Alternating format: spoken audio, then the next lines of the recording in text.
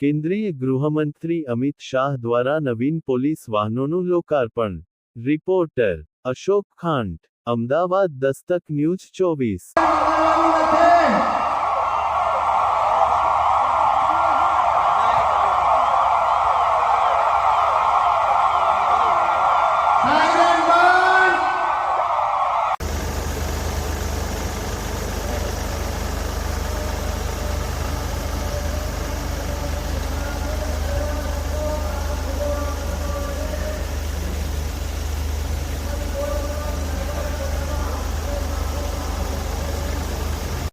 કરવામાં આવશે. તમામ ડ્રાઈવરો ધ્યાન આપશે. અહીંથી સૂચના મળ્યા વગર સાયરન ચાલુ કરવાનું નથી. શું કામ ચાલુ કર્યું તમામે?